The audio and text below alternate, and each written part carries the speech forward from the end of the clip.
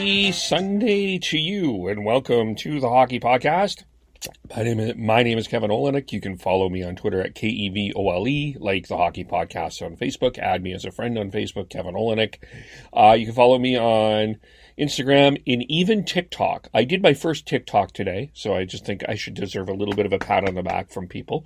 And, of course, you can subscribe to podcasts wherever you get your podcasts. Apple, Google, etc., etc.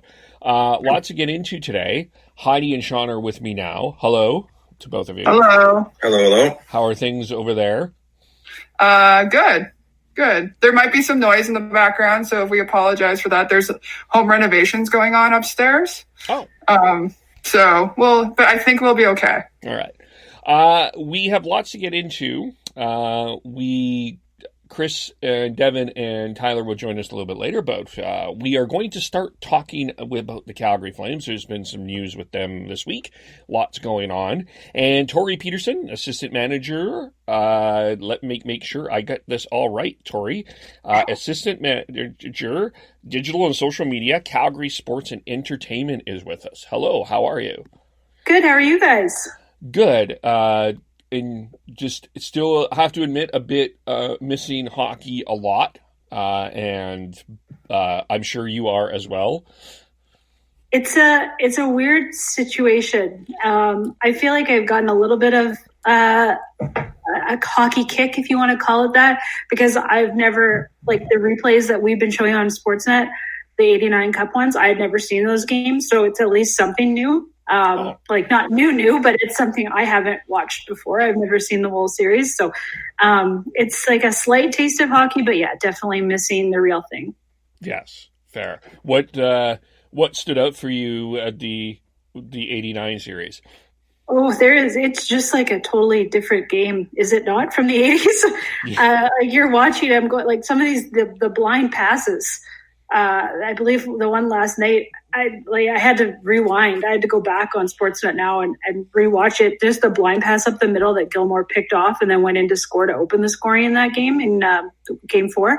But like, I know like Bantam players who wouldn't make that move now. It's just the game has evolved so much in terms of speed and strength and just things that you can't even envision happening in today's game. Just like hooking and like it's a different game. So it's definitely eye-opening to see how the entire scope of hockey has evolved since the late 80s, early 90s. So that's interesting. Yeah, for sure. It's so different. It was more kind of the wild west of wide open hockey instead of the kind of the structure skill play now. But yeah, it was fascinating to watch. Yeah, you're right. That drop pass would get a lot of players benched now. So, and not just for the game. Like I think you might be a scratch the next game if you did that.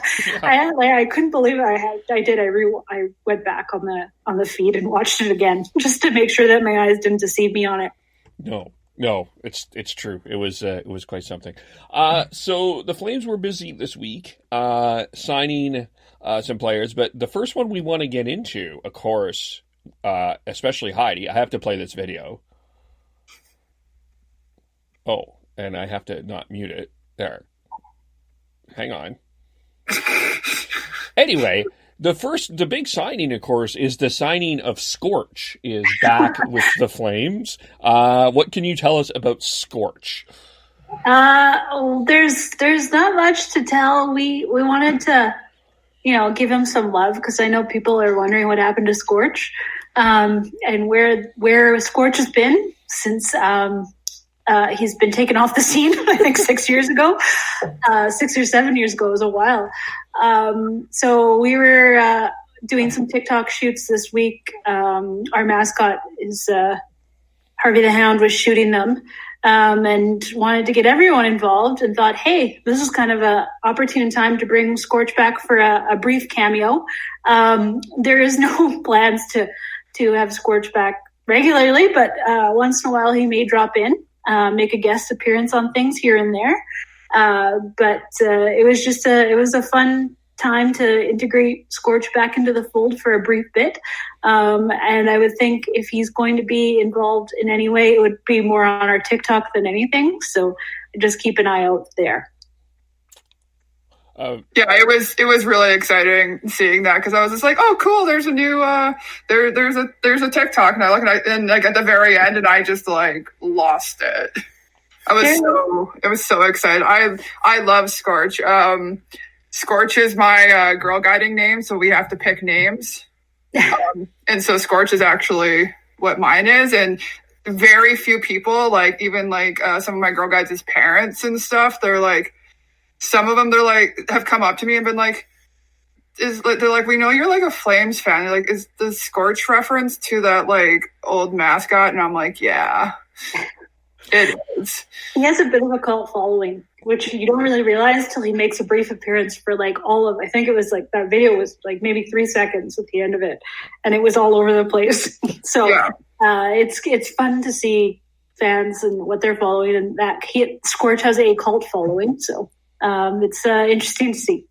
Yeah, I had to find the Calgary Herald article and try to explain it to a couple people as to why I was getting excited about it on Twitter, because they didn't know. So it was good. It was good to kind of read through the story again and just like get that kind of background on that whole situation and that whole story. The Scorch flashback. Yeah. For those who don't know, can you refresh us? I honestly don't know the whole story, because at that point, I don't even know if the Flames had bought the Adirondack team at that time when that mascot was unveiled. Anyway, it was not the best unveiling of a mascot or origin story for a mascot that I've ever seen in my life. So it was quickly kiboshed. And they introduced another mascot to that team, which has since moved to Stockton and has been in Stockton for several years now. But that AHL team's mascot, I believe they changed it to I think it was a Dalmatian. So it was they kept it on the firehouse theme, but not Scorch, his origin story was I don't even remember the origin story. I just remember watching that video and going, wow, someone really thought this was a good background story for a mascot, given that mascots are something that is generally for children, and B, for a hockey team. Not it was just such a weird situation. But like we weren't involved with the team at that time. I just remember seeing it afterwards and going, wow, like that is something. Yeah, I think it has something to do with the fact that it literally I don't know if it killed the firefighter or like defeated the firefighter or something like that, but it upset a lot of people. Yeah, it was it went into weird specifics too about his background story. Like it was just such an odd scenario, but Scorch has become a cult hero, so Scorch, his memory lives on. Yeah. There we go. And you can always reshape an origin story. You know, they've done it in superhero movies. It's not, I don't think it's off-sided mascot stories, but I'll leave that to you guys to decide. So, yeah. The Flames also signed some players. The first one is Johannes Kinval. And he is not coming. The plan is not 2021, but the plan is to start a year after that. Is that correct?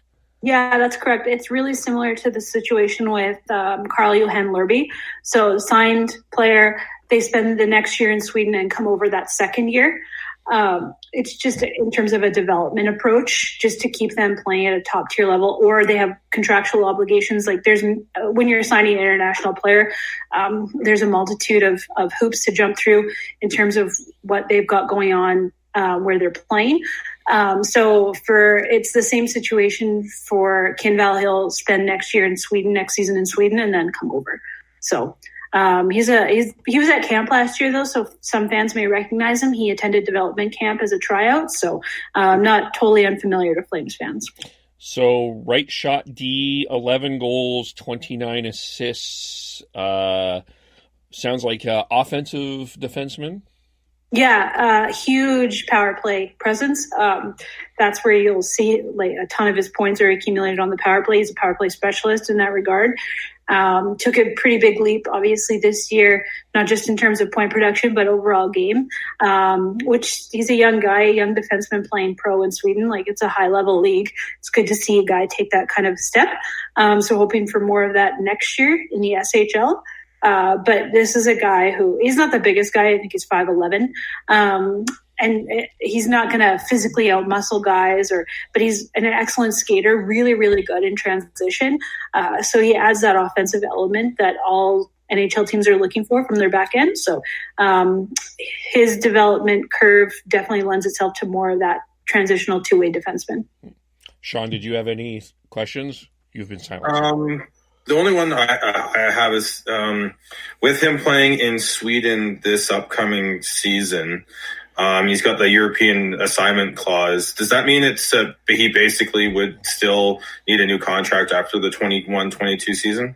I actually don't know that. I think that contract kicks in when he comes to North America. Okay. I may be mistaken, but I believe that's how that one is laid out, where it will kick in when he comes over. But this was a move to ensure that they were able to lock up a defenseman that they think has a lot of talent and a lot of potential. Same with the Carl-Johan Norby signing. I remember when he was signed, Brad Treliving had mentioned this is a guy that they thought other NHL teams would be trying to jump on. So they wanted to get an extra leg up and sign him as soon as possible. So this feels like almost the exact same situation. They got a taste of what he could do last year at development camp, watched him all year, realized that he's probably going to have quite a few NHL teams coming towards him with a contract, and wanted to make sure that they were able to get him signed. Well, another player that was signed from Norway, he was the 6th round pick, 167th in the 2018 entry draft, is Emilio Peterson. Did I say that right? Yeah, it's just Peterson. It's the same North American pronunciation. He goes by Emilio in North America, but he goes by Matthias in Norway because it's a lengthy first name there. So he's a guy that I think people had no idea who he was to start because he was drafted out of the USHL, went right to Denver after he was drafted, had a really good NCAA rookie season. I think he took a massive jump in terms of his overall game this year. He was handed a lot more responsibility in his second year at Denver, and he lived up to the hype in that regard. Really, really, really creative playmaker. That's what you're getting with Emilio. He can also score goals. He's a great goal scorer, but the playmaking ability is really, really high end for him. Another guy, smaller stature. He's not he's not a bruiser by any means, but really quick. So, in the way that you expect a smaller player, he's adapted his game so that he avoids being pummeled by bigger guys. He's playing against men in college, so you're able to see kind of how he looks when he's playing against full-sized hockey players, not just junior players. So I'm looking forward to seeing how he does in his first year pro. And what is the expectation? I'd probably a couple years of season at least in the AHL. I would think at least 2, I would guess, unless you come in and you make a massive splash in your first year and land on the team. From a guy transitioning from the NCAA, you also have the workload aspect that you have to factor in. They play significantly less games than a pro schedule. So you're working that in there as well. You have to get used to being able to play consistently for 70 plus games. This kid's a really hard worker. I don't think that'll be an issue in terms of adapting. He came over to North America, I believe, when he was 14, just because the junior hockey in Norway is just not up to the same level that he was at. So his family made a very difficult decision to have him come over and live with billets in North America at 14. You're just a baby when you're 14. So he's grown up really quickly in that regard, and you get that air of maturity from him when you speak with him. Doesn't even after the draft, you don't think you're talking to an 18-year-old. He seems very mature for his age. So I think he'll be fine in terms of learning to transition to pro. It is a big learning curve. You're no longer in a dorm or with the billets. You're responsible for your own food. You're getting yourself to practice, all that time management. dietary issues. Some guys struggle with that. I don't think that'll be an issue. It's just because of his background and having to grow up so quickly and moving to a new country at age 14 and adapting like that. I think he's probably a bit more on the fast track than other guys in that regard. Yeah, that sounds like that's a difficult decision. That sounds like would be a really good advantage for him. Heidi, Sean, did you have any questions? Nope. On this? Okay. So I'm wondering if the Flames, when they come back, does Beasley do the Calgary Swedes when he comes back? Pretty high Swedish content. Is there a particular reason for that, you think? No, I don't think so. It's just kind of the way circumstances have come about for the team. In terms of European pro scouting over there, the team has definitely bolstered international pro scouting over the last few years. Brad Treliving has definitely added that more into the mix. So you're seeing guys like Kinval and Lorby being scouted a lot earlier than maybe they were under past regimes. So things like that play a part into it. Drafting, like you've had Michael Backlund in the fold since 2007, right? His first round draft pick has been there for years. I don't think it's a conscious effort. It's just the circumstances have gone that way where the team has acquired, I think it's like 12 Swedes in the organization. And same with amateur scouting though as well.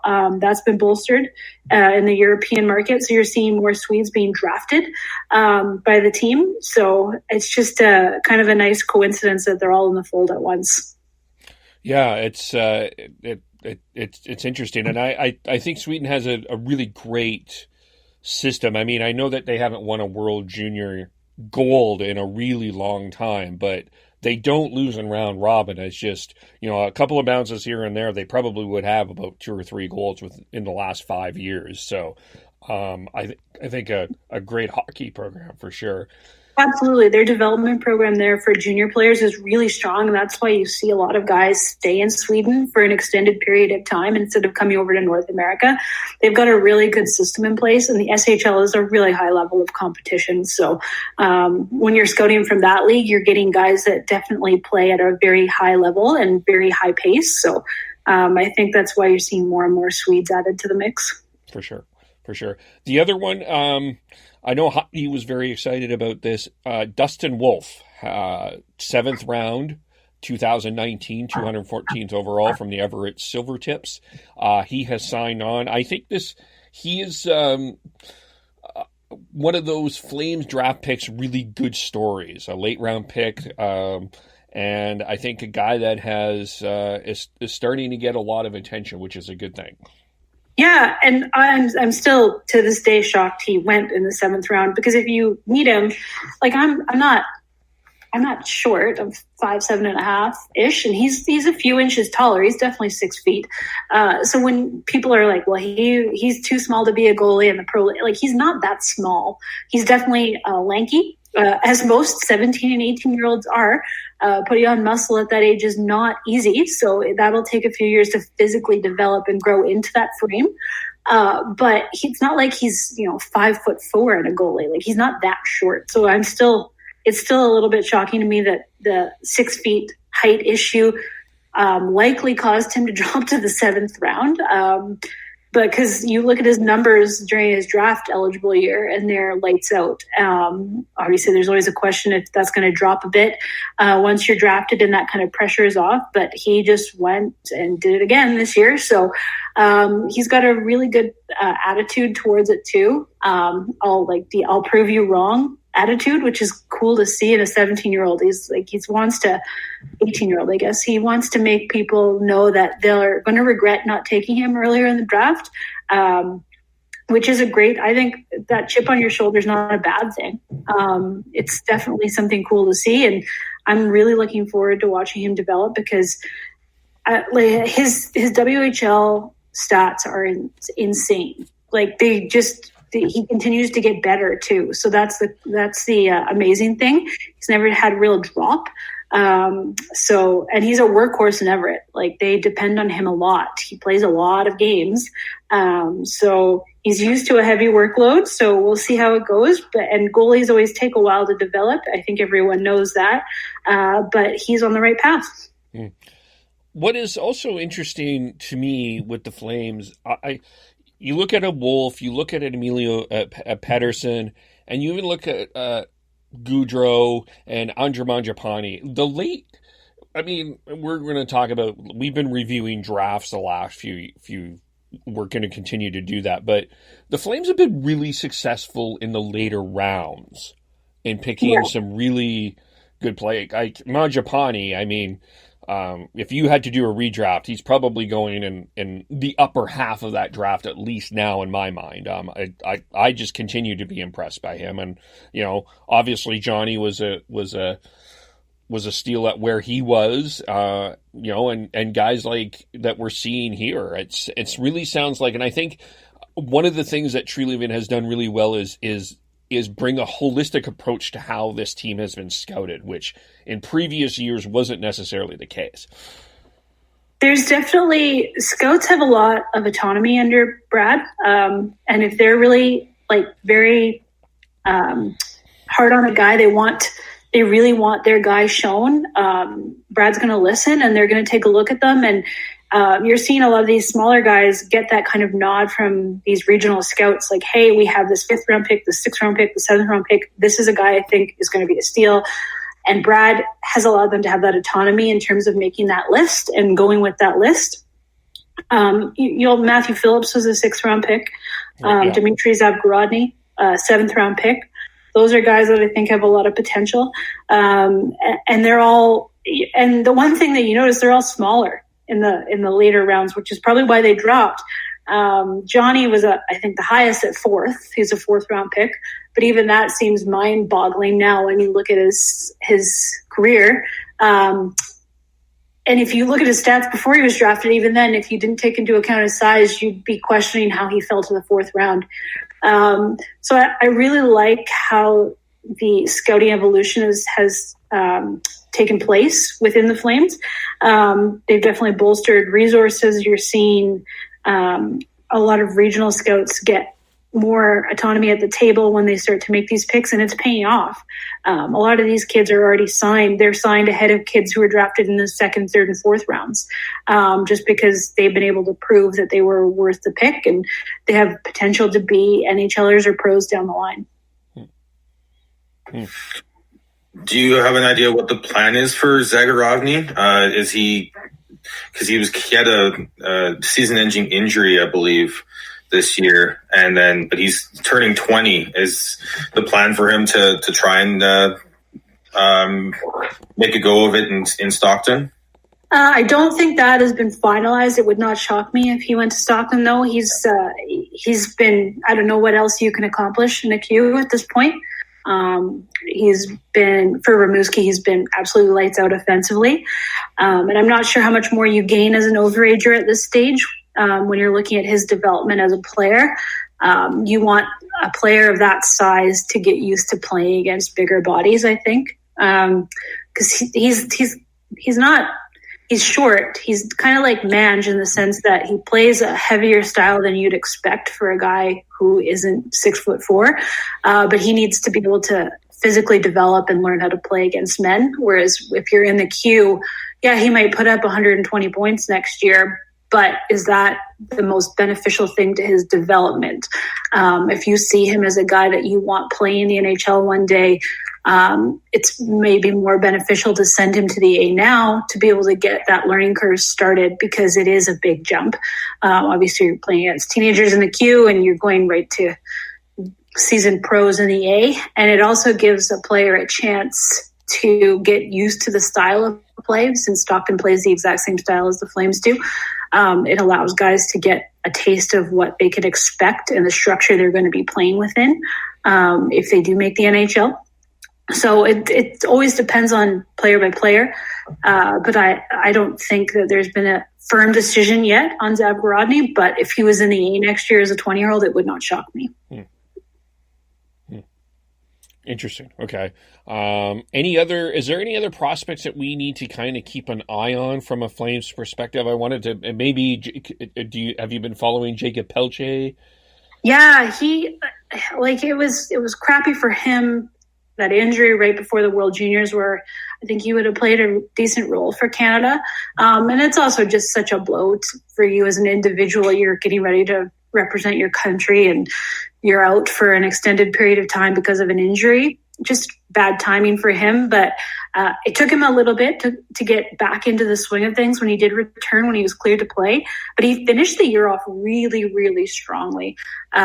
This guy he's already a captain for Moncton, so he's got leadership skills in spades, so good character kid. But seeing the offensive production is really, really promising, especially coming back off an injury that was emotionally and physically hard to go through. Again, took a couple of weeks to kind of get going again, but once he did get going again, you couldn't really stop him. He's definitely the offensive motor of that team, their captain, their leader. So that's good to see. Just a really nice, down-to-earth kid. Curious to see how he builds off that heading into next season. Yeah, it'll be interesting. I'm looking forward to seeing what Pelche can do and what the prospects can do. The nice thing is at least with Peterson here, we know how to pronounce his name, right? Like unlike some other teams that have a player that we aren't sure. Sorry, that was a dig at a certain team that we also follow as well that I had to do. So there. Brad Treliving met with the season ticket holders. I imagine that there is a lot of questions right now. What are you hearing from the Flame season ticket bases about basically what's going now, how things should go forward? Is everyone being patient, or kind of what is the vibe that you're getting from your 9,000 emails as well that you're getting from everybody? Honestly, it's been very positive. Very obviously, this is such a unprecedented. I hate that word because it's in every corporate email ever, but it's an unprecedented situation for everyone in the world. It's such a unique thing to go through. So for us, we've had a really good response from season ticket holders going, you know what, whatever takes place, we're happy with. We just want everyone to be safe. This is obviously a situation that the entire world needs to go through together and work towards a solution. So it's not just hockey. It's not just a team. It's not like a lockout year where you have one sport that's not playing. The whole world is on pause right now. So I have to say it's been really nice to hear from season ticket holders who have emailed in and going like, whatever happens, happens. Just keep us in the loop. It's all been very positive. I haven't seen any anger from people because I don't know who you could be angry at in this situation. No sports are being played right now. And no one there's no crystal ball for this. You take it day by day, right? No one knows what's happening long term, short term even. Like, you don't know, something could happen next week that changes the entire scope of everything, good or bad. So it's such a weird time in the world to go through as a society. But I have to say, it's been really heartening to see the positive reactions, at least from the fan base. Everyone has been mostly play when you can play and make sure it's safe. That's kind of been the attitude that we've seen. Heidi, Sean, did you have anything else to add on that, or? Yeah, I was just going to tell Torie that like that's kind of been even like on our discussions on like our podcast too, about the fact that like, yes, we're missing hockey and all that stuff, but like we want it, if it comes back, it needs to be done right and it needs to be done safely, and it's just not possible to necessarily put a date on any of these things right now. No, and you can't put a date on anything, not just sports. Like there's a lot of uncertainty with everything. So everyone's dealing with it differently. Obviously, everyone has a different emotional and mental reaction to a situation like this. But everyone's in the same boat in the sense that you can't put dates on things right now, which obviously can definitely exacerbate people's stress levels when you don't have a certain timeline to go by. But everyone's going through the same thing, and everyone seems to understand that, hey, like we get that you can't give us a date for when we're going to be back in the building, or when there's going to be games played, or when we can watch you guys. Like people understand that, because it's not just sports, it's everything. So we've had a very understanding fan base, and we're all very appreciative of that. How's the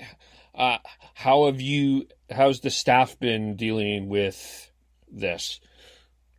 It's, and I think this speaks more to everyone's individual personalities, but yeah, this is such a weird time to go through as a human being, but everyone's looked at it as an opportunity rather than a challenge, if that makes sense. You have to force yourself to be a bit more creative than you normally would, because you have to create content from nothing, essentially.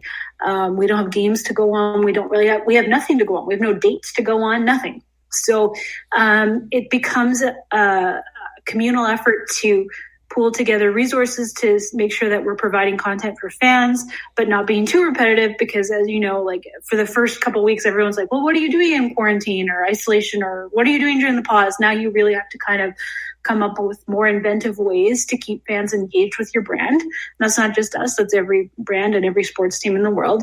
So it becomes an exercise in creativity, and it's an opportunity to grow. Not just as a team, but as an individual. And we're really lucky. We have a very good squad of digital people that have taken this on head first. And it took a little bit to get going, just from the sense of when we first started this pause, we weren't sure how long it's going to last. We didn't know. So it became kind of a waiting game to see for the first week or so what was going to happen. And after that, we've laid out a pretty strong plan for the rest of the week. We're going month by month at this point. So for May, we're currently working on, right before I hopped on this call, I was on another call going over stuff for the first few weeks in May. And we've got some really robust content plans that it took a while to plan it all out last month. But now that we've got it going, I'm really excited to roll it out. But yeah, it's definitely an opportunity to grow. And instead of take it as a challenge that you're kind of angry about or you're frustrated with, I think it's a good point in time to really grow as an individual, both professionally and personally. So that's kind of how we've all taken it. Yeah, in terms of, I think one of the things that I've enjoyed about the content is and I think NHL players are pretty flexible with this, but I don't know if the NHL as a whole has done this as well as other leagues. And it's just more about the personalities, kind of these interviews that a lot of the players are doing, and that Brendan Parker has done even with Flames TV, just getting to know the players on a very different level. I think, to me, that's been one of the things that I've been a big fan of myself. And guys are like, it's more than happy to hop on calls with us or Zooms or whatever we need to do, which has been great, really flexible. And I think they see it too as an opportunity to kind of, showcase their personality, like you said. During a regular season, everyone's schedule is so regimented that it often just doesn't lend itself well to being able to showcase personalities outside of hockey. It just doesn't work. And then once you hit the off season, that's kind of when people, and this is a league-wide thing, and I think it's probably in all sports, all of a sudden the staff that is creating this content, that's kind of when you have to take your time off. So everyone's kind of scattered in the summer and the off season. So this is a very weird opportunity to showcase people's personalities from a distance, which makes it a little bit of a challenge. But we've been able to find different ways to showcase talents. Guys themselves have been more willing to maybe post some more stuff on Instagram, like you're seeing Elias Lindholm right now. I don't know if he's building an entire garden right now. Yeah, he's very outdoorsy. So he's... you're seeing stuff like that showcased more, which is cool. And like I said, the guys have been awesome to work with. anytime we've asked for their time, they've been more than happy to hop on. So that's great. And it gives fans a little bit more of a look into their lives outside from hockey. Do you have anything that like has been like sort of like either like the most surprising thing or like maybe like your favorite kind of unique piece of content you've kind of that has come out for the past month or so? Like I know me, like what I thought was real cool was when there was the games that were played on NHL 20, and Wills was doing the play-by-play. Yeah, that was awesome. Like it was I think one of the closest things you could have to watching like having that experience. So that was definitely my favorite. And the guys because it's so weird. You're like, could you watch these highlights and give us a reaction to it? Yeah. And the guys loved it. That was the cool part. Like Derek did a great job doing play-by-play, and we're looking at doing a few more because they did go over fairly well with the fan base. Like you don't want to force feed stuff down people's throats, right? So we did a few games and they went well. So we're looking at how we can build off that heading into May. But like Derek did a great job doing play-by-play. The players loved commentating on a game that they didn't play, but they were they were going over their goals. Guys really seem to enjoy that. So again, like it's a weird time and you're creating some weird content, but the guys really got into it. So that was cool. I don't even know why this is surprising, but the Elias stuff in Sweden, like the whole gardening thing, I find really funny. I didn't picture it out of him, but like clearly fully embracing the like lumberjack landscaping aspect of this pause. And helping out his family with their lawn. Trying to think outside of hockey, because I like we're inundated with hockey all the time, but I've been trying to keep an eye on other leagues and other sports. One of the coolest things that I think that I've seen come out of this the sports pause is. And I'll be upfront. I would never watch an Instagram live before the pause ever. I think I'm watching like 3 a week at this point, but so that's changed my consumption of Instagram. I'll actually watch it live now. But I think it's called A Touch More with Megan Rapinoe and Sue Bird. They do it once a week. They do it on Saturday nights, and they have it's always an athlete. Like last night, they had Jimmy Butler from the NBA on. And I don't know why. It is like the most compelling content I've seen in a long time because it's just them in their house talking to another athlete, like a conversation, and it's just very entertaining. So being able to see stuff like that kind of come out, like you said, you're seeing more personalities coming out in all sports right now, just because everyone's at home. Everyone has all the time in the world to do all this stuff. So the people with maybe bigger personalities are having a chance to show it. So I've watched that every week. I think it's called A Touch More. I don't know. It just pops up on my phone now. I have a notification set for when it comes up. Do you see this when the NHL returns? Do you see this kind of content continuing, or do you think this is just for this moment, or how is this going to evolve? I think it's going to be sport by sport, athlete by athlete, because some sports and athletes lend itself more to like building off this. This is kind of a jumping off point for them, because athletes at the end of the day, they're building their own brands as well, right? So for a lot of athletes, this is a really good opportunity to almost launch their individual brand. Now, how that's going to change once sports get going again, and depending on how sports get going in, because I think it's going to look different to start before we ever get back into buildings. Yeah.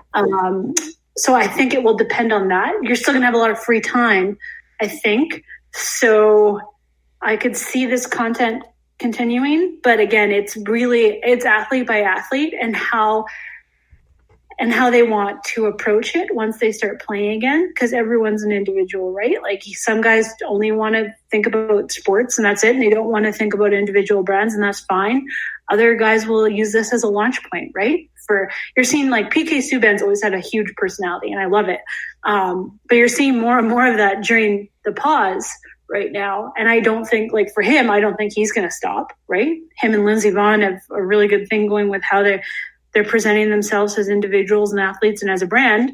And I can't see them slowing down after this, but maybe there's some guys that go, you know what, like, I'd rather just focus on hockey. Yeah, it's a good point. I think, I was thinking about a guy like Giordano. He doesn't strike me as a guy that's going to be really on a lot of social media. Like, when hockey is back, whenever it is, he's going to be focused strictly on that, because that's just his personality too. But, absolutely. Like, and Gio doesn't like the spotlight on him anyway as an individual. He's such a team guy that it's when you try to bring up individual accolades or anything like that, he automatically deflects. So doesn't really lend itself to, like, he's not going to have a weekly show by any means, I don't think. But always easy to work with, but definitely more of a team guy and like, it's not going to focus on him as an individual. Sean, were you going to say something? Nope. Oh, the other thing I know we were talking hockey, but you do the Stampeders as well. What are your thoughts in terms of the content for the CFL now that they're delayed, unsure what's going on? Do you have any thoughts on how the CFL is going to be developing some content to keep them on top of mind for us? Well, the CFL is lucky in the sense that they just had that draft, right? Their draft. So, similar to the NFL, right? You build out a ton of content from new guys that you're bringing in. Also, like late signings, things like that. They're able to focus on players like that. And it's new content, right? I don't know about anyone else, but like I'm personally not a big football fan. I'll just admit that in the American football sense. That being said, I watched the NFL draft, the WNBA draft, and the CFL draft willingly because it was like something new that is not scripted. And it felt revolutionary almost because we have nothing new going on and everything's replays. So I watched all three of those drafts, not just from a work perspective, but from like an entertainment perspective. So they're lucky in that sense. They have the CFL draft has been able to provide A, draft day content, and then B, you build off that. People want to get to know these players, similar to the NHL, any draft. They want to get to know players that are in the organization. And I think CFL players are great. They have big personalities, which is awesome. It's really easy to build around. So you're able to provide different types of content with players like that. So guys who want to, do maybe some non-football stuff, obviously we're going to work with them to, do some fun stuff in that regard. And I think the key is to keep athletes' personalities front and center during this, especially for a smaller league like the CFL. So people are getting to know your players. That becomes your brand, is knowing your players.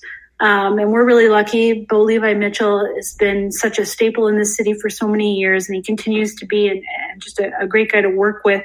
But building off of that, getting to know your players as humans, I think is really important for smaller leagues. And you see smaller leagues really embracing that idea because these athletes are your brand ambassadors, essentially. They're the ones that are bringing people in as individuals. So you want to be able to provide some spotlight there, get to know players that you've signed, things like that. So the good thing with the CFL is that all the athletes seems like very, very willing to engage in that regard. So that's kind of the plan. I think CFL league-wide is to continue to push that narrative and bring people in and get to know players so that when the league is running again, you feel like you're a part of the team and you know the players and you know the athletes that you're watching. So that's kind of the gist there. Cool. Heidi, Sean, did you have any other questions? I wanted to just know, just in maybe more of like a personal side, how things are going with you, having to transition from working from home. Are you still kind of working those, I think you called them insomnia hours? No, I've been sleeping a ton, which is very weird. My pandemic self is getting a lot of sleep, which is crazy. Like, I slept until 11 yesterday. I don't remember the last time I slept until 11 o'clock in my life, really.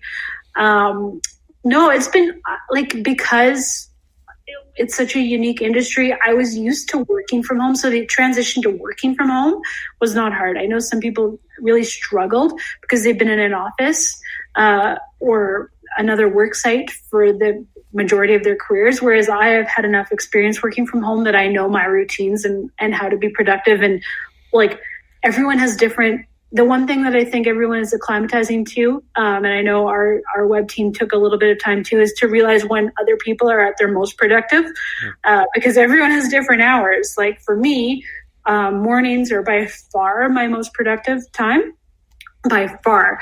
At 2 o'clock to like 5 o'clock, I am useless. So it's usually when I'm doing like the things, the mundane tasks that don't require a lot of brain power. That's generally when I'll throw them in. But if you want me to have an actual like intelligent conversation before 2 o'clock, I'm definitely available. So it's learning other people's routines and working hours, because everyone has different schedules and different times where they're most productive. Other than that, like, I've been watching a lot of soccer, because soccer, like at least in North America, the TV rates are so weird that a lot of teams can air their own games, whereas most major pro sports are so established in terms of their TV regional broadcast rights. It's not like they can stream old games, right? So I'm watching a lot of soccer because there's been a ton of replays. Other than that, I've been learning to cook, which has been kind of weird. Because I have to say, like, working in sports, lots of time you're eating at the arena, or you're getting takeout or going to a restaurant, right? So that's been an adjustment. Other than that, I'm trying to think. Oh, the one thing that I think hit me this week, and it took a while, it took about 7 weeks to hit, was like, I'm not just for work. I travel a lot regardless. So it kind of hit me this week. The longest I've been in my own house, sleeping in my own bed since I was 21 was 3 weeks. So that's over a decade of not like being gone at least every 3 weeks. So that's been, maybe that's why I'm sleeping better. Who's to say, but everyone has their own adjustments, right? So it's kind of just taking it day by day to figure out. I'm starting to miss travel though now on like a personal note. So I might just have to take like a road trip or something where I don't get out of my car, just drive somewhere just to get some travel time in, because it's been very odd not to be on the go. Yeah, I imagine that would be a pretty big adjustment for you. I was thinking about that because I mean, yeah, because you've had your own personal travel adventures too on top of the NHL. So like I'm gone all the time. Even when we're in the off season, like I'm gone all the time. So my house is a lot cleaner. I'll say that. And I've learned how to cook. So, I mean, those are definite benefits. And I haven't eaten out once in 7 weeks. That was kind of my goal, was to go at least a couple months without ordering in, just to see if I could do it. Going strong. We'll see. Well, I may crack by the end of May, but we'll see. Which arena food are you missing the most? Oh my gosh! Well, we have a staff cafeteria at the Dome, and they make I don't know what they do to them, but they're the best fries I've ever had. Honestly, I miss fries. And the staff caf is like $1 for the fries too. So like I can slam 3 or 4 of them easily with like pocket change, which is not good for me. I don't have the best eating habits in the world, but I definitely miss. It's weird, Dome fries. I miss churros. That's the thing. I can't make a churro. Like, I'm sure I could, but I'm not going to learn. I do know that. I have my limits. Yeah, well, I'm looking forward to seeing more behind the scenes stuff from you and a guy that I grew up playing hockey with, Andy Stashew, that you have. No way. Yeah. We call him Stump. And here's a fun fact. So he's a camera guy that we're referencing. He's been with the team as long as I have. So we're almost like siblings at this point. We know each other so well. But for the first almost year that I knew him, everyone in the camera room and Jumbotron and Entertainment called him Stump. And it got to the point where it was too embarrassing to ask what his actual name was. So I had to I was sleuthing around emails to figure out what Stump's actual name was. It is Andrew. I know that now, obviously, but it took a year. I was I don't feel weird introducing him as Stump to people. I mean, we all embrace our nicknames that we're given, and he clearly did there. But I'm I actually don't know what Stump's real name is for a year. That's a great story. Yeah. Well, Torie, I'd like to thank you very much for taking your Sunday morning to hang out with us. We'll probably have to connect again closer to. I almost wanted to say the start of the season, but the start of whatever is next here. The restart, the relaunch, restart, whatever it is. Yeah. Both provinces have different names, but excuse me. How do we follow you on Twitter? Just my name, Torie Peterson. Super simple. Keeping it simple everywhere. ToriePeterson. A little different than Emilio's. The North American variation. It's funny because my grandfather's Norwegian too, and that's how ours was originally spelled before it got North Americanized. Shortened. There we go. Little trivia there.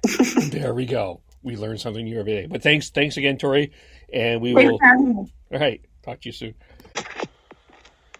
And we're back. Thanks again to Torie for joining us, and now joining us, we have drinking milk, by the way, and having Pop-Tarts, and it's that Brock and Bo and Elias and Quinn. Where did you get that shirt, Chris?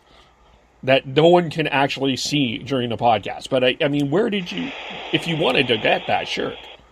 I'll help promote the cause. There's a guy in Canucks Twitter who goes by the handle Tinfoil Toque. He gets these shirts made and he sells them, and all the proceeds go to I believe it's the Canucks for Kids Fund.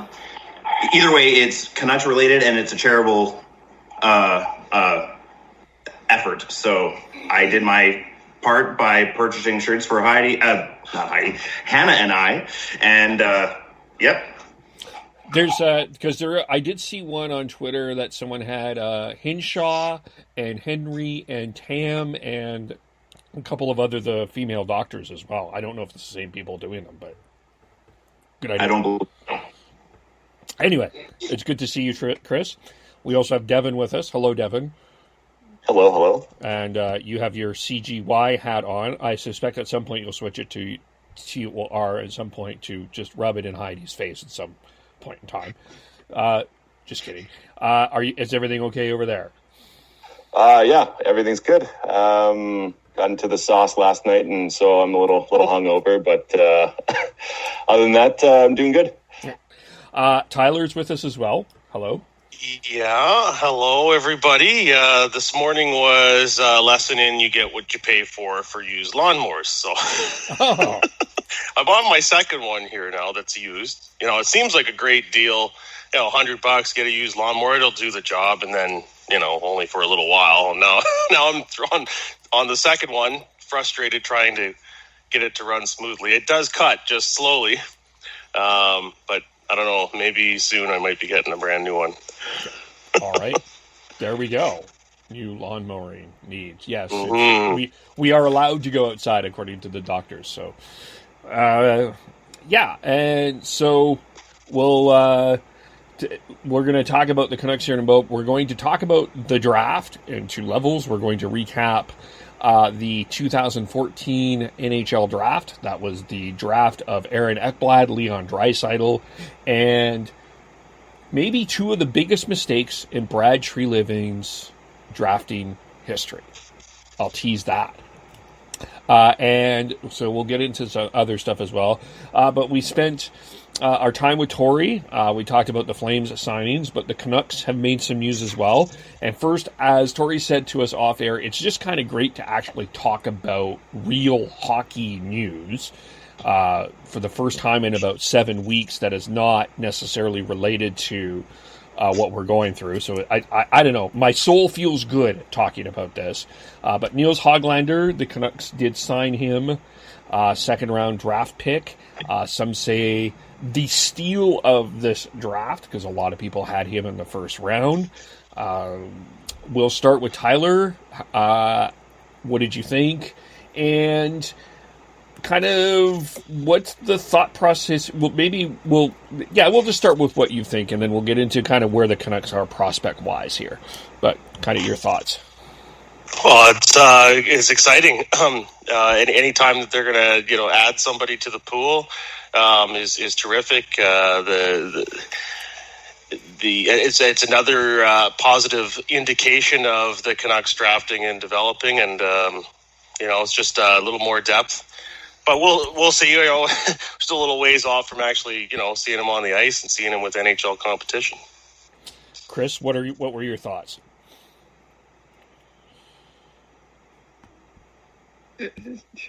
Chris, did you hit mute?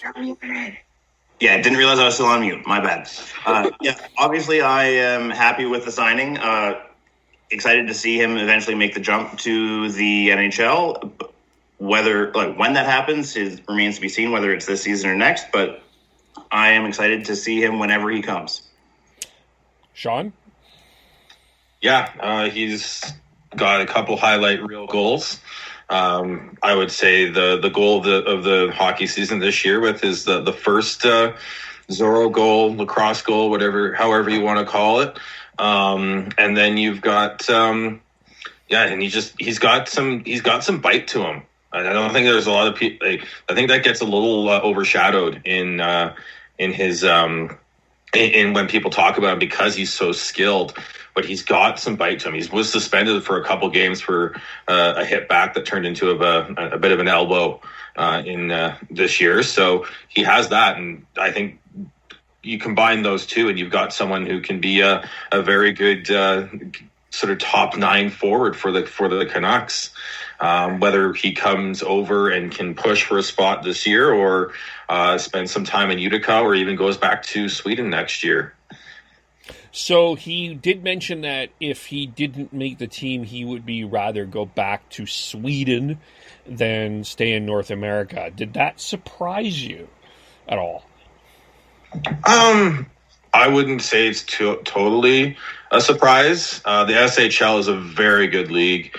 Many people regard that as the third best league in the world behind the NHL and the KHL. He's still young. He still needs to be getting top end minutes, but I do think that there could be some persuading to being done depending on how close he is to making the roster. If he's not close, then I think him going back and playing in Sweden isn't necessarily a bad thing. But if he is close, the Canucks need to find a way to convince him that he's better off playing in the AHL and learning how to play on the smaller ice surface, which is the difference that he has to is an adjustment he has to make. Tyler, Chris, what do you think? Yeah, I was just going to say. I mean, Nils Peterson, spent one more year in the SHL and then came over. So I suppose it's the same thought process there for Hoglander to take that route, and that's worked out fairly well for Petey so far. Yeah, Petey has been great as far as his transition. I just wonder if that's something that Nils will be able to duplicate. But the adjustment on the ice size will definitely be the biggest obstacle as far as making the jump from the SHL to either N or AHL. In terms of the forward depth in Vancouver, because as Sean mentioned, Benning also said this as well. They do see a top 9, possibly top 6. Is there a forward now on the Canuck roster that had some pressure put on him a little bit more with this signing? I think all of them, honestly, other than Besser, Pearson, and Toffoli, if they bring back Toffoli. Virtanen showed well this year, but Hoglander has the potential to be just as good, if not better. You've got even Josh Levo, who unfortunately had that season-ending injury. You have Louis Eriksson, of course. Antoine Roussel. Like you've got like if Hoglander's good enough, like I can see him sliding into that third line with Gaudette as his center. Like I don't see there being a potential roadblock for him if he's ready. I think because Levo's a UFA, are they going to bring him back? We don't know. Toffoli's.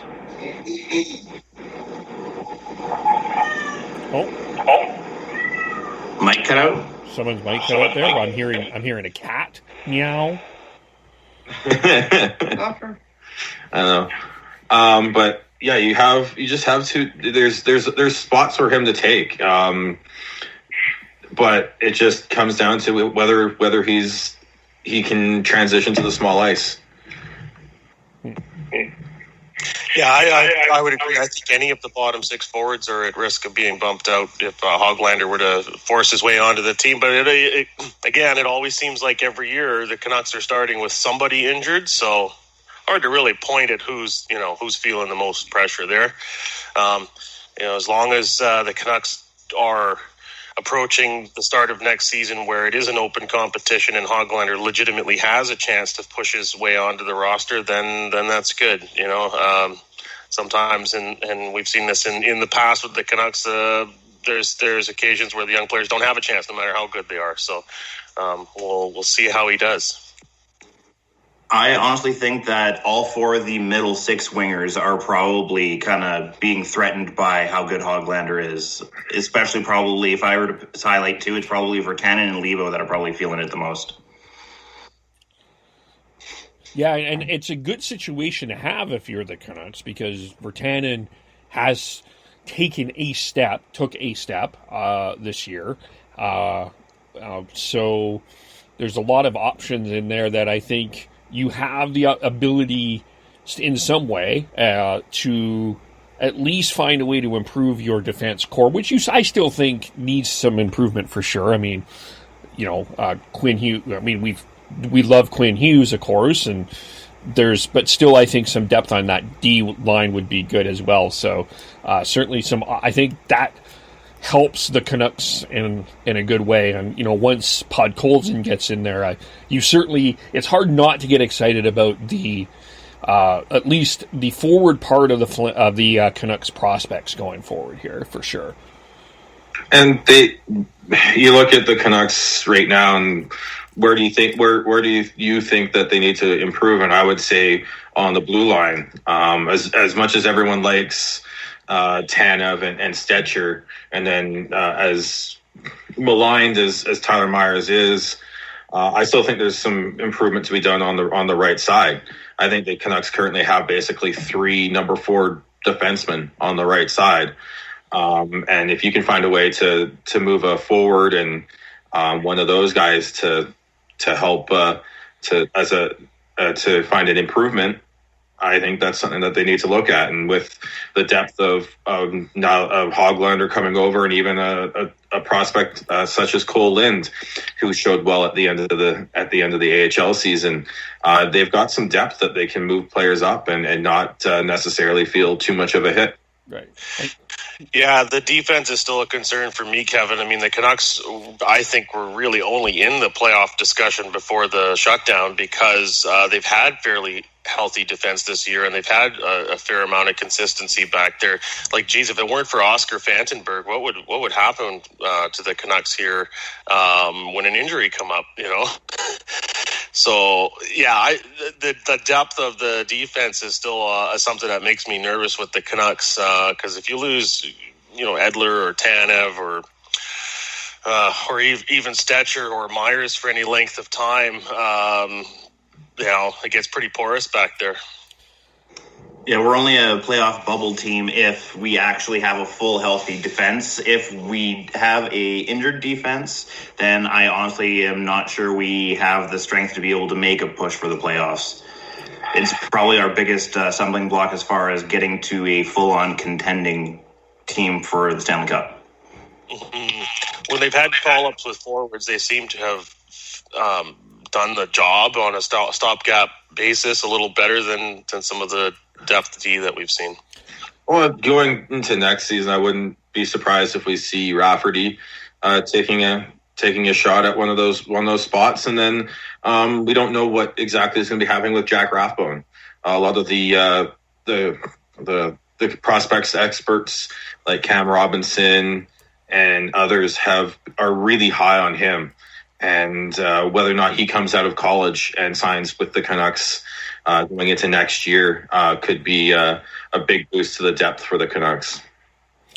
And you also have the Nikita Tramkin situation, which could, there's still conversations going on about that, but he's a guy that I think is going to be in the conversation. I think they sign him, and I think he's at camp next year. If he makes the team, that's a whole other different situation. But there was some conversation about what this did to Olli Juolevi in terms of where the Canucks have him in the prospects. Did this change anything for you, or is Juolevi a different issue than Hoglander? Well, that's a completely different issue than Hoglander. Juolevi has dealt with a bunch of injuries, and he's just more of a mystery than anything else at this point. Can he get back the strength and the foot speed that made him so good in his draft year and showing the promise that he has to be a potential top 4 defenseman, or have the injuries taken a toll enough that he's not going to be able to take that next step? Like, for me, he's still in my top 5 of prospects, but I wouldn't put him in the top 3, which is where he's been for the past couple of seasons in my regard. Yeah, I kind of feel like the Canucks are to some degree planning to move on from him, but they just haven't come out and said that. Obviously, they're not going to do that, but it's been so long now. I think you have to, it's prudent for the organization to plan for a life without Juolevi making it. But every time we get to a new off season and a new training camp, it's a fresh start for him to hopefully finally take that step. Yeah, I don't think they're potentially moving on from him, but I think if they can use him as a piece in a deal to acquire some like an NHL defenseman that can help them improve in that top 6, I think that's definitely something they'd listen to. But I don't think they're they still got another season with him on his entry level contract. So I think they're gonna unless they get a steal of a deal in a trade, I think they're going to show some patience with him and see if they can get rewarded like they have with say Jake Virtanen. Well, it's certainly, to me, I think this is the challenge with a Juolevi is, sure, you've got a Rafferty and you got Rathbone that seem to be ahead in the development curve. And then you're seeing Quinn Hugheses, and you're seeing the Cale Makars, and you're seeing some of these young defensemen that have jumped in right away. Heiskanen, as an example, a bunch of them, and have been able to jump in right away. And you're like, why isn't Juolevi there? But I think the other side of that is some defensemen take more time to develop. And those injuries, I think, do have a factor in it as well. I think that's one of those situations where, I'm not saying you need to keep with him forever, but I think that there you could make an argument of that if you're trading Juolevi now, that still could be a little bit early of giving up on him, because I still think that there's a possibility for him to be a top 4 defenseman in this league. His skating is there, his puck handling is there. It's been injuries and a few other things, and it's just time to develop into something. And he had a very major knee injury and surgery to go with that, so it does take a while to come back from that. And I think the Flames fans need to understand that with Valimaki coming back next year. It takes a while to come back from major knee injuries, as Devin knows. So, like, you have to have some patience with that. And this was Olevi's first year after his major knee injury. So he has shown a little bit of promise, and I think giving him one more year to sort of, or at least half a season next year to try and figure out where he's at, I think it is prudent for me. Well, the other one that the Flames should also remember too is Mark Giordano, who it wasn't a high pick, but he had to go to Russia and then come back and play in the NHL. So there's an example of a guy that was a late bloomer as well. So another example to your point there. I think it's just different because of the injuries more than anything else. Giordano is a very much an anomaly to everything, in my opinion. But I think if you look at just what Ulev has gone through with a back injury, knee injury, and all that, if he can come back healthy next season, I think that's huge, and he might be able to get back on track at least a little bit. Yeah, for sure. Chris, Tyler, did you have anything to add on that? No. I think we've covered that one thoroughly, Kevin. All right. I'm just making sure. We want people to interrupt. So, moving on, the NFL Draft was a couple weeks ago. ESPN's telecast averaged 7.86 million viewers for the first round, which was up 4.86 million viewers from last year, a 62% gain. It was something that I think people were watching because it's new content in this time that we don't have a lot of new sports content. And the NHL is in that position now. Of course, there are the classic games that people are watching a little bit. I'm not sure what the ratings are now. I have to be honest, I haven't paid a lot of attention to some of these classic games. And we're all missing hockey. But the NHL is in this position here where they need new content. We don't know when the season's going to start. Depending on who you ask, it could be July, August, or September. But we don't know. But the NHL is looking at doing the draft in early June before the completion of the season. So the rules would basically be no players would be traded during this time. It would be draft picks only. They would do the draft order in lottery as if the simulation was now. So the draft lottery simulator right now, the top 5 would be Detroit would be has number 1, Ottawa 2, Ottawa 3 from San Jose, LA, and Anaheim. I'm about to do a sim here. That would mean New Jersey. Hold on, Kev. Like, I know you were looking at this and you mentioned this beforehand, but under these new rules, they were going to go back to the old lottery style, right? Where you could only move up 2 or 3. Yeah, I was getting to that. So so there would still have to be, you can only move up 3. So New Jersey could only go up from 6 to 3. LA, it would be Detroit, Ottawa that would have basically the crack at first pick then, or Detroit, Ottawa, LA, Anaheim. Would that be right?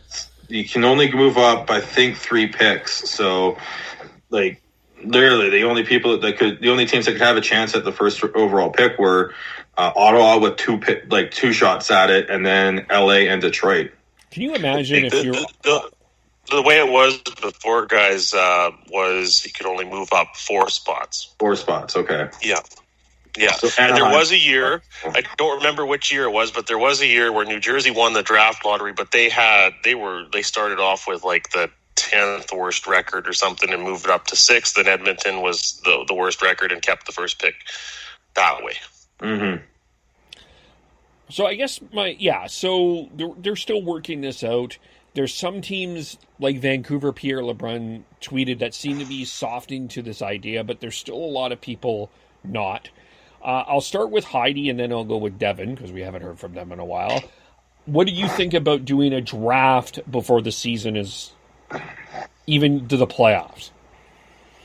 It seems odd to do that, but I think we're more likely to be able to because of just everything going on, it seems a more likely thing that will be done first. Like, because the draft can be done digitally, and we saw it happen with like the NFL, the CFL, and I think it was the WNBA, I believe it was, that did a draft this week. I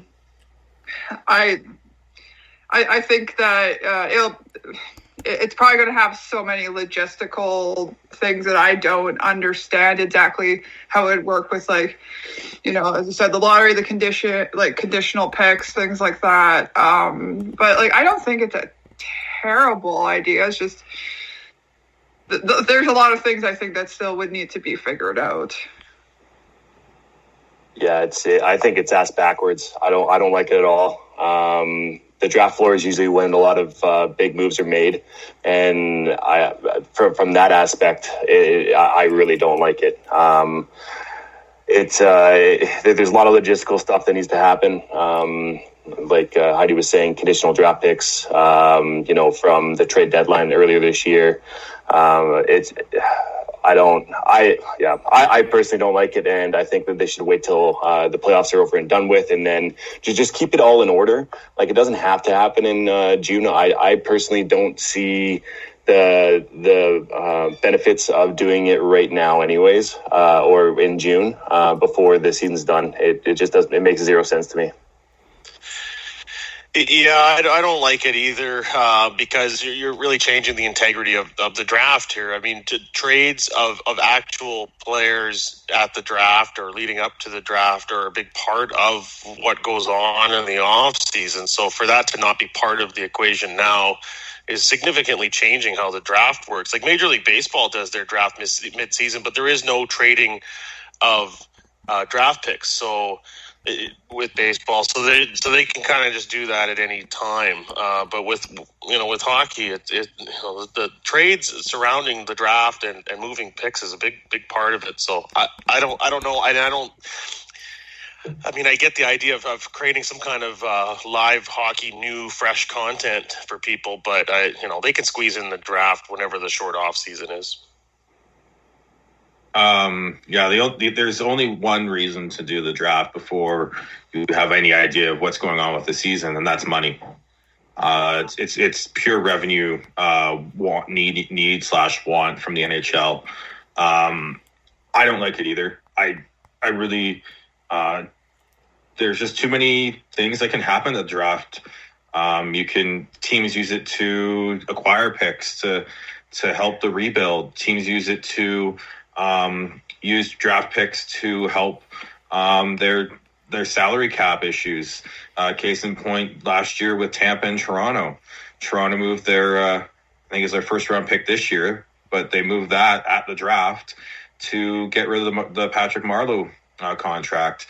Tampa traded JT Miller to the Canucks at the draft. And if you can't do that, and you can't make trades like that because you can't trade players, then you're taking away a lot of what makes the draft that much fun to watch and become a huge viewing aspect of an enjoyment aspect is to see what happens and what the teams do.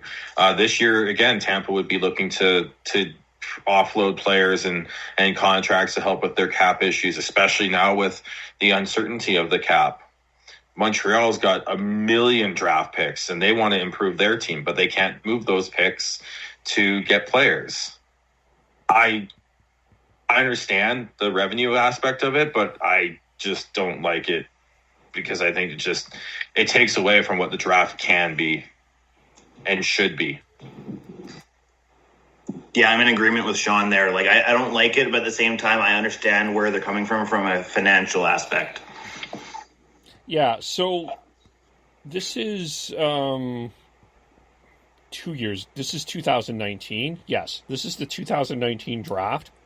There was one during draft day. 1, 2, which, by the way, Tyler and I were there. 1, 2, 3, 4, 5, 6, 7, 8, 9, 10, 11, 12, 13, 14. 8. There was one. Okay, so in terms of players, 1, 2, 3, 4, 5, 6, 7, 8 trades. No, let me make sure I got this right. There's about more than 11. There was about 11 trades that involved a player for a draft pick, which is more than the NBA would have, which is more than the NFL would have, and of course, as mentioned, Major League Baseball doesn't have. You don't do that type of trading in Major League Baseball. So I think it's really hard to do an effective draft when you have players. From a management perspective, it's really hard to do this effectively. I mean, yeah, it's great that you're trading draft pick for draft pick, and that's fine, but I don't think that allows for a complete draft or a complete rebuild. I think even from a revenue sense, it would make sense for me. My thought process is do the draft during however you want to do the Stanley Cup final week, somewhere in that kind of window.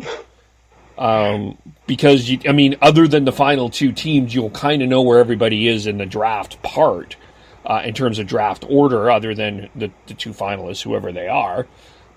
Maybe that's just part of your NHL week, and I think because you already have your eyes and you'll get that revenue there. I think to me the other side of this is I don't think people will watch the draft in June. I don't think it will. I don't think the NHL, I think there'll be a curiosity to have some fresh content, but I don't think that it will be the same glued eyes that would have for the NFL draft or some of the other drafts out there, because it's not a complete draft. It's not the full what the NHL should be drafting. No, and if you're a team that's in a rebuild phase right now, and say you've had like a 2 or 3 year strategy, and you've kind of mapped out some things on the whiteboard about who you might move to acquire more picks or whatever. Now that's all been, you're blowing that up now. You're screwing over teams that might have had that in their plans. Yeah. Yeah, exactly. I agree with you there, Kev. I think it's just won't be the same. Yeah, you'll get some, but when there's so many question marks and you're asking teams to renegotiate trades because there's conditions that can't be met because of this, and it's not to the fault of either of those teams, I don't like that either, because it's like I was going through some of the unresolved conditional picks. And there's some really interesting ones that are going to happen. Like you've already got the JT Miller trade. If the Canucks made the playoffs, Tampa, which now got traded to New Jersey, gets this year's pick. But because we don't know what's going on there, what happens? You've got the unresolved third round pick in the James Neal Milan Lucic trade, which is actually part and parcel with another trade that it could potentially go to Chicago. There's just a lot of moving parts, and I don't like it. I would prefer that they figure out what they're doing with the season first, and if they're not going to finish the season, then you go off and do your draft in June. But if you are planning on what was the timeline that they were kind of looking at? We're talking about June. Yeah, June 5th. So why even do that then? If you're going to create a draft and everything after, you're planning to come back and try and finish off the season. Mm-hmm.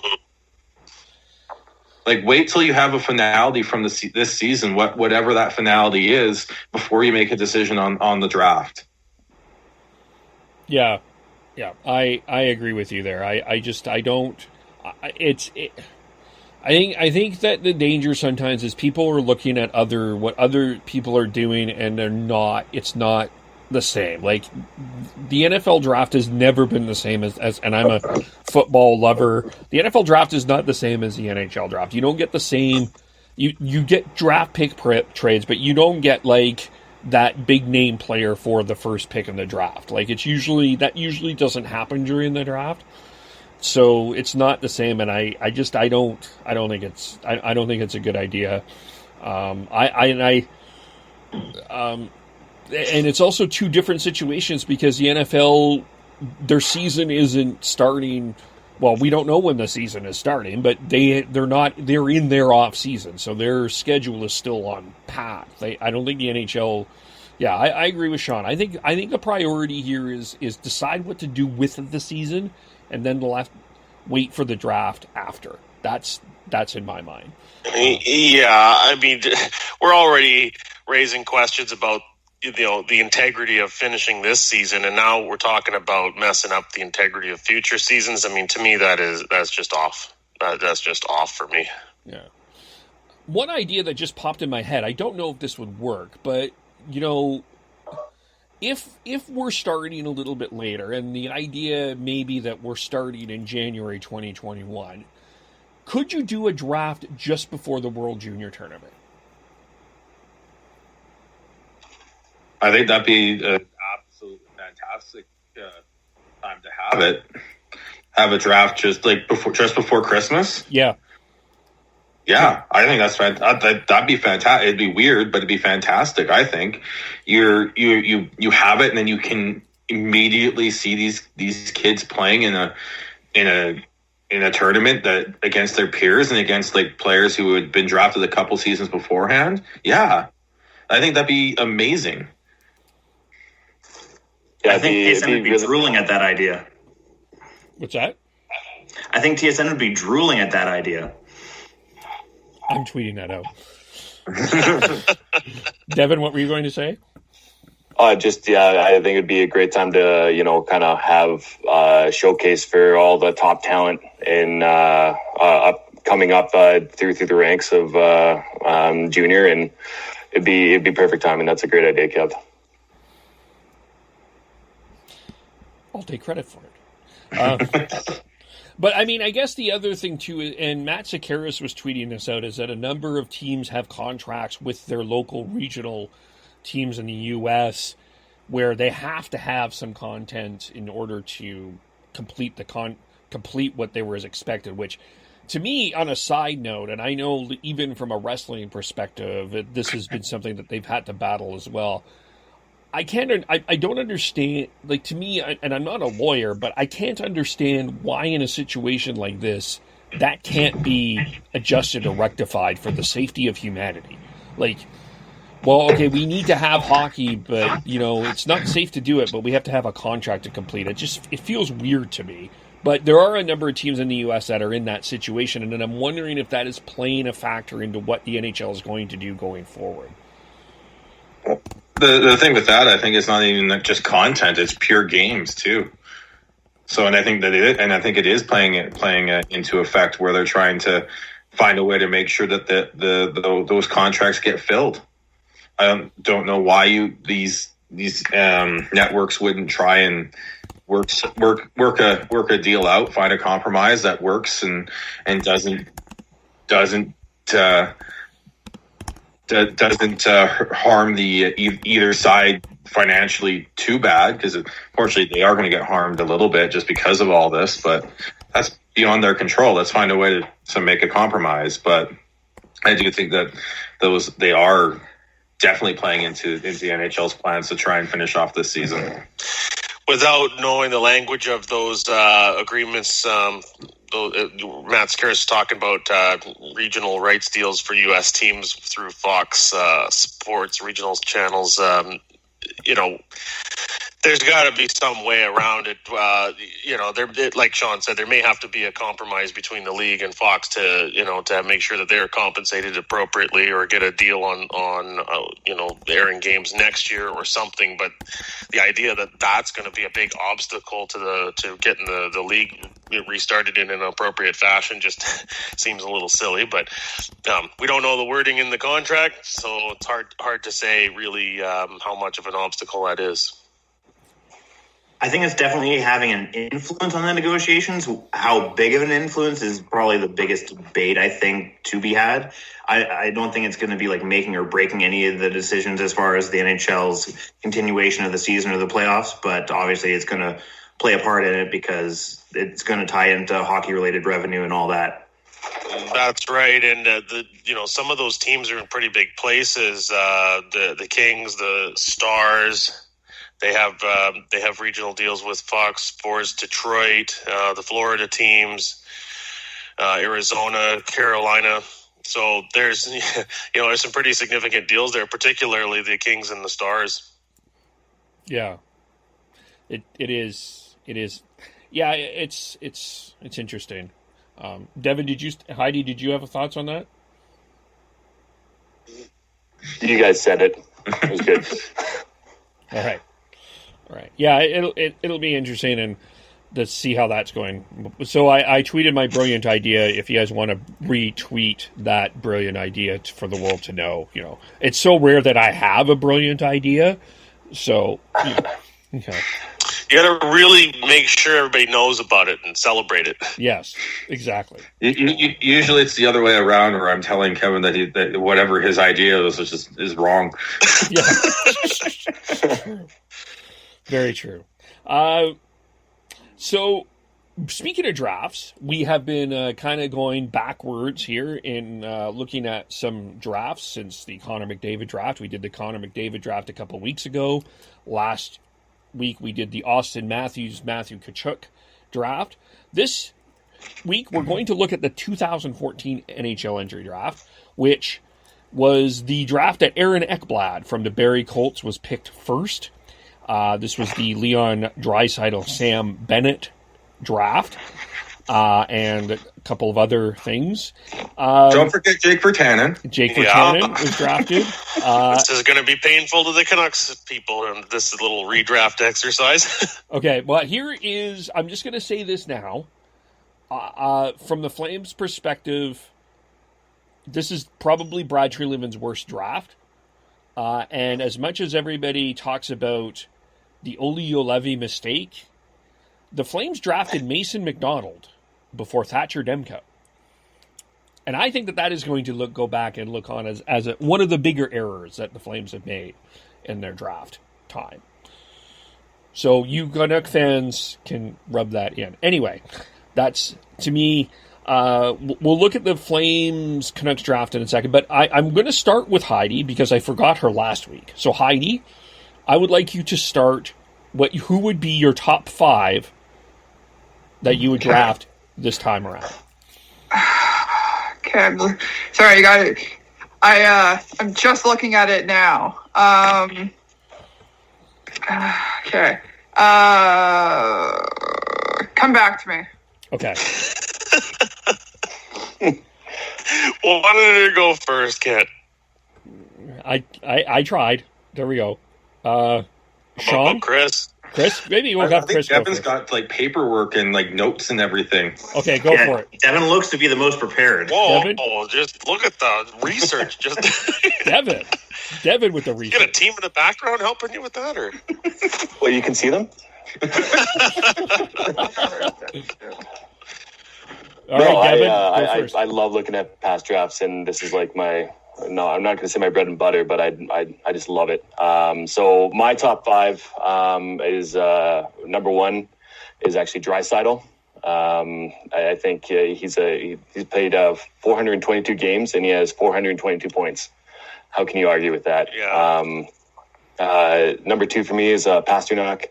He went 25th.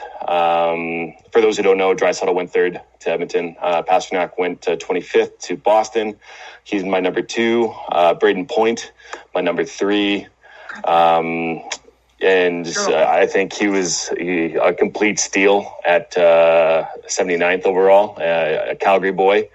Number 4, I had a hard time between 4 and 5. But as far as positionally, Dylan Larkin pushed ahead to number 4. He went 15th to Detroit, and I have to stick with my boy Willie Nylander, rocking out number 5 for me, and he went 8th to Toronto. Okay, who wants to go next? Just because mine is so similar to Devin's, I'll actually go next. So I had the same top 3 as him. But where me and him differed was I had Ekblad at 4, and then I had Ehlers at 5. Yeah. I have a hard time. I'll be interested to see if we all don't have the same top three. Draisaitl, Pasternak, and then Braden Point. You've got Draisaitl, who's probably, hate saying this, but probably like a top 3, top 4 player in the NHL, and Oilers already have one. So Pasternak's probably one of the best scorers in the league. And then you've got Braden Point, who he is the motor, the engine that runs that Tampa team. As good as Kucherov is, as good as Stamkos is. I remember going to a Flames Tampa game a couple years ago and just being like overly just wowed by how Point plays and how he was everywhere on the ice. That's someone you want on your team and you want to build around. And then I went to Dylan Larkin at 4 and Aaron Ekblad at 5. Ekblad gets overlooked in this draft, I think, just because of the amount of offensive power that was drafted. But he's still putting up half point per game, and he's playing a top pair minutes for Florida. He's a workhorse too. He's hidden in Florida. If he was playing for a bigger market, I think he'd have a lot more people supporting him as opposed to just overlooking him. So he'd be my number 5. But you got Victor Arvidsson, William Nylander, Nikolai Ehlers, Sam Reinhart, another one who gets overlooked in this draft as well. But there's a lot of offensive firepower in that top 10 alone. I can go now. Okay. I have the same top 3: Draisaitl, Basta, Point, and then I have Ehlers at number 4, Larkin at 5, and Sean brought it up. I was going to give a special shout out to Arvidsson. I didn't know that he had been drafted at 112, because he's a very good player.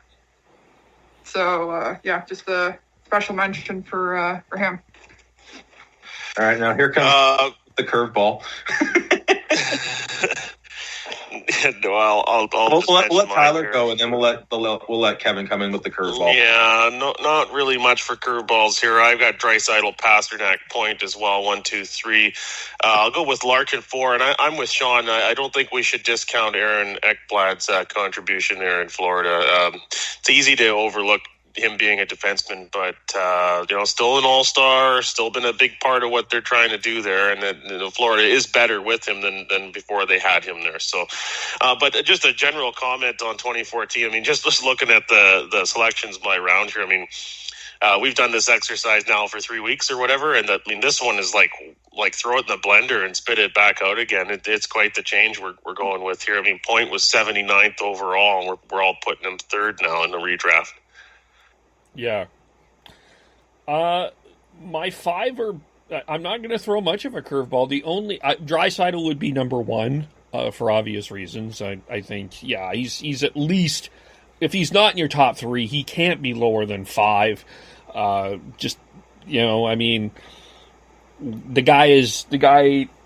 The guy can do everything for the Oilers. May not like the team, but he's at least in the top 5. The only reason I may put Point a little bit ahead of Pasternak because of the position he plays. I just think it's a bit more of a valuable position. But to me, the top 3, it's Draisaitl, Point. I may go Point 2nd, Pasternak 3rd, only because of position. I don't think you're wrong saying Pasternak is taking Pasternak 2nd, but Point being a center does have some value to me. And I would go Ekblad 4th. I think if he was... I wonder if he was in another market where if Aaron Ekblad would be in the top 3 more often than not, because we don't see him in Florida. We just don't pay enough attention to that. And I would probably go Nikolai Ehlers. Let me think this through. Actually, no, I'll go Dylan Larkin, actually, for 5th. I think the speed on that guy, it's hard. But Ehlers would probably be my 6th guy. I was about to say, Kevin, you're talking all about positional, and then you throw you thought about throwing Ehlers ahead of Larkin. Yeah. No, I didn't correct that. It's an interesting discussion to have. I think you'd have a lot more. You'd have me a little bit more if the point totals between if Pasternak wasn't such an absolute gaudy scorer. He's got 180 goals in 390 games. Yeah, I totally get that. I do. And no one else has 300 points other than him and Draisaitl in this draft class. So I get the argument. I just think the gap is too wide at this point, and that you just can't deny the skill that Pasternak has. Mm-hmm. He's a game changer in my opinion. More than Point, Larkin, or Sam Reinhart, the top. Yeah, this is an interesting draft because we have the Flames took Sam Bennett in nobody's top 5, and I don't even think that's. It's to me with Bennett. I think it's unfortunate that he was picked 4th because. I do think Bennett is a valuable player. I just think his game is a lot more different than what a player that we're picking in the 4th is expecting, but it's still not ineffective to me. I still, I don't think you're wrong having a Sam Bennett on your team. Well, that's the same discussion with Jake Virtanen, who went 6th for the Canucks.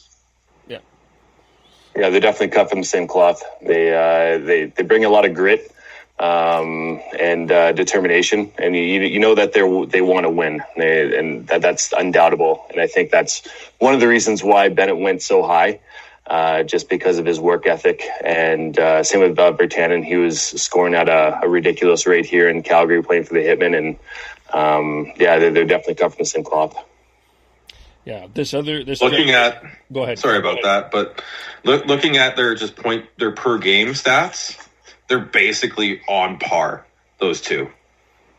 Bennett's got a .17 goals per game, Virtanen .18. Bennett's got .18 per game assists per game. Virtanen's .16. So you got 0.01 between points per game in their career. They've had very different journeys to get there to where they are now.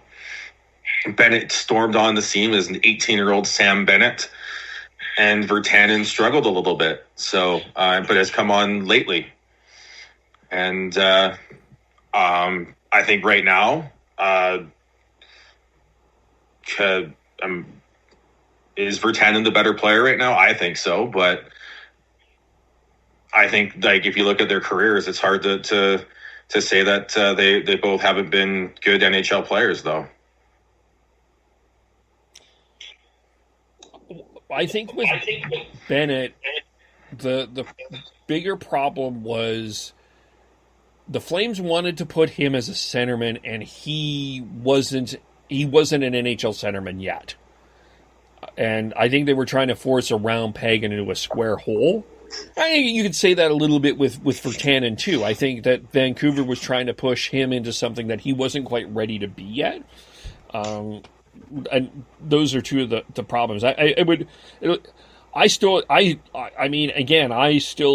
don't think that either you're going wrong with either of them having him. I just think that both of them are in a position that unfortunately they were picked so high in the draft and the expectations were picked higher.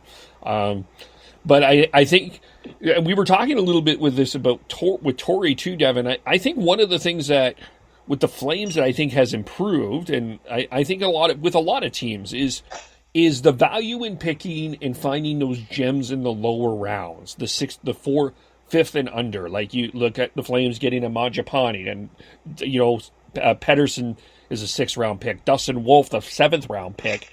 Getting players like that, I think that shows to good scouting, and I think there's a value in that. I mean, and maybe there's less pressure on those players coming in than a guy that is a fourth pick of a draft.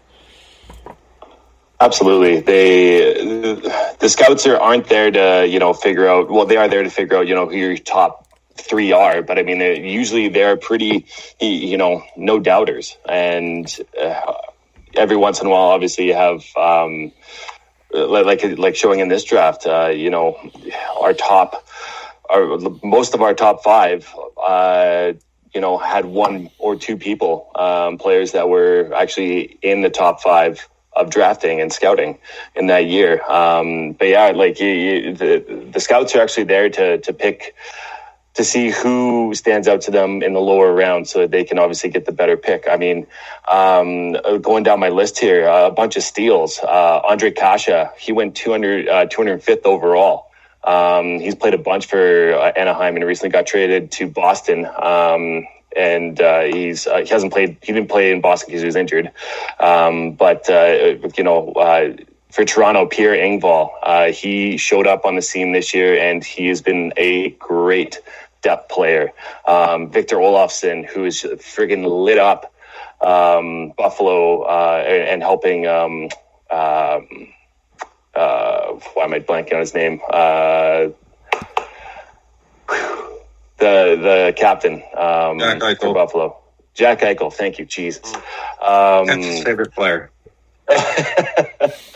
Helping him on the power play, just lighting it up. The $1 million man, Kevin LeBanc, down in San Jose. He took a huge discount because they wanted to re-sign Joe Thornton. But anyways, that's a different thing. Devin Taves, he's a good second power play unit defenseman. Lucas Wallmark, who's played very well for Carolina, and Kasperi Kapanen, who's actually picked by Pittsburgh and then was part of the Phil Kessel trade to Toronto. And he's panned out to be a great depth player. Some noticeable defensemen. You have Marcus Pettersson, Brandon Montour, both Anaheim picks, and both actually traded. Travis Sanheim to Philadelphia. You have Tony DeAngelo, who's also been traded twice. Now he's in New York, and he's a solid power play specialist. And then you have Hayden Fleury as well. And all of those were depth picks throughout the draft. Sorry? Except Fleury, he was part of that three pick lull in the first round compared to everyone else. It was Bennett, Fleury, Virtanen. Yeah, valid. They know obviously have Alex Tuck, and hopefully this guy's doing all right now because he's been dealing with cancer. But Oscar Lindblom, right. he's been a solid depth player for Philly. So it is proof right there that getting those lower round picks right really does matter. Well, like you didn't even touch on the goalies. Like the goalie class in this year in this draft is just mind blowing. You got Elvis Merzlikins, you've got Igor Shesterkin, two rookies who took the league by storm this year.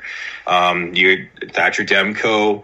You have Ilya Sorokin, who's supposedly another Russian goalie who's supposed to be really good. So just those four alone, and you've got quite the class of goalies just for one draft, and none of them were picked in the first round. The earliest pick was of those guys is Thatcher Demko at 36. So yeah, trying to find the value in the later rounds is huge.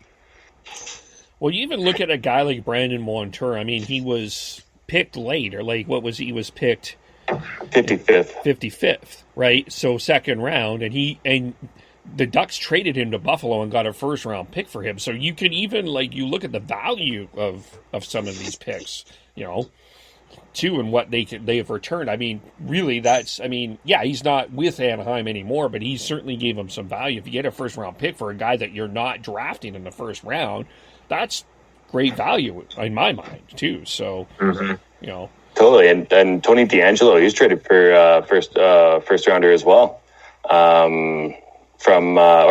the first rounder to New York for Ranta and Stepan. Like there's been a lot of trades that's happened throughout this draft that were big trades. Yeah. This also was the draft of Nikolai Goldobin, drafted first and 27th by the San Jose Sharks, and probably a guy I don't know what to make of him, because there was certainly a lot of talent with him, but a lot of other things. Josh Ho-Sang was in this draft, drafted 28th by the New York Islanders. And I don't know what will happen with him. 24 points in 53 games in the NHL. Yeah, he's your typical sort of quad A player, to steal a phrase from baseball. Too good for the AHL, but not good enough for the NHL. And he's going over back home to Russia to play, and I think that's probably where he'll end up. This is also the draft that the Canucks got Nikita Triamkin too. Yep, and they drafted Jared McCann, which didn't end up for Eric Gabranson. But eventually Tanner Pearson. Which eventually became Tanner Pearson. So, I mean, it did turn out okay, and I think probably in hindsight, looking back, I think Jared McCann is in a right position in Pittsburgh right now anyway, so. Mm-hmm. Anything else on this? Just going on Josh Ho-Sang, like that kid has so much talent, but his head's getting in the way. He showed up to camp, I think it was 2 years ago, and he was late because he was up gaming on Fortnite. You have an old school GM in Lou Amarella there, and he doesn't take anything. He takes no shit from nobody. So, especially a punk ass kid coming out of junior thinking that he owns the place. And, it's really sad. It's too bad. I still think he has a lot of potential, but it's his brain's getting in the way of his talent. Yeah, for sure. Well, next week we will look at the 2013 NHL entry draft, which I think will be quite fascinating. It will be a fascinating look. I think there's an obvious... I'm not going to spoil anything. There's an obvious number one.